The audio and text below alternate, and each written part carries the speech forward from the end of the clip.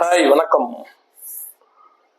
இந்த யூடியூப் சேனல்ல புதுசா வந்திருக்காரு. அவர் யாருப்பா அந்த கருணாநிதி? இந்த கருணாநிதி எங்க பார்த்தாலும் கருணாநிதி யாருப்பா அந்த கருணாநிதி? சரி, இந்த கருணாநிதியை பார்க்கறதுக்கு முன்னாடி பெல் பட்டன் அமுக்குவோம், சப்ஸ்கிரைப் பண்ணுவோம். சரி, வேற யாரும் இல்லை, இந்த கருணாநிதி நான் தான்.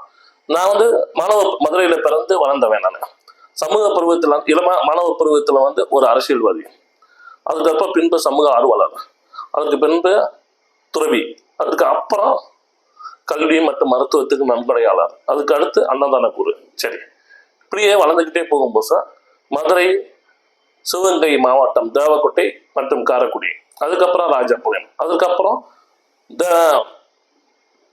திருவண்ணாமலையில பார்த்தீங்கன்னா கிரிவலப்பாதை. இந்த 5 இடங்களும் ஷிரடி சாய்பாபான்ற ஒரு கோயிலை கட்டி அந்த கோயிலில் வந்து பார்த்தீங்கன்னா 4 கால பூஜை நடைபெறுகிறது. இந்த 4 கால பூஜைக்கு நடைபெறும் போது வியாழக்கிழமை தோறும் அன்னதானம். இந்த அன்னதானத்தில் வந்து நாங்கள் வந்து அன்னதானம் முடிஞ்சதுக்கு அப்புறம் கூட்டு பிரார்த்தனை பண்றோம். இந்த கூட்டு பிரார்த்தனைகள் வந்து பாத்தீங்கன்னா எங்களை தேடி வரவங்க அவங்களோட கஷ்டங்களுக்கு விடை கொடுக்குற மாதிரி, அவங்களோட தேவைகளை நாங்கள் பூர்த்தி செய்கிற மாதிரி அவங்களோட கூட்டு பிரார்த்தனை பண்றோம். இந்த கூட்டு பிரார்த்தனைகள் மூலம் ஏராளமான பயன்பட்டுருக்காங்க. அதாவது 1, 2, 3 கிடையாது. எங்க கூட்டு பிரார்த்தனை வந்து உலகமெங்கும், அதாவது பாத்தீங்கன்னா இந்தியா கிடையாது, இந்தியா மட்டும் இல்ல, பல வெளிநாடுகள்ல இருந்து எங்களோட கூட்டு பிரார்த்தனைக்கு எங்களுக்கு வந்து ஆன்லைன் மூலமா எங்களுக்கு வராங்க. இந்த கூட்டு பிரார்த்தனைகளுக்காக நாங்கள் வந்து எல்லாரும் கூட்டு பிரார்த்தனைகள் செய்து அவங்களுக்கு நாங்கள் உதி அனுப்புறோம். இந்த உதியில வந்து கயிறு அனுப்பி, இந்த உதி கயிறு மூலமா அவங்க ஏராளமானவர்கள் வந்து சில தீர்வுக்கு, அதாவது நிரந்தர தீர்வு காண்றோம். நிரந்தர தீர்வு காண்ற போது அவங்களுக்கு வந்து எங்களுக்கு இருக்கிற இது என்னன்னா நன்கொடையாளராக இன்னைக்கு எங்களுக்கு உலகம் முழுவதும் பார்த்தீங்கன்னா கிட்டத்தட்ட 40,000க்கு மேல பக்தர்கள் இருக்காங்க.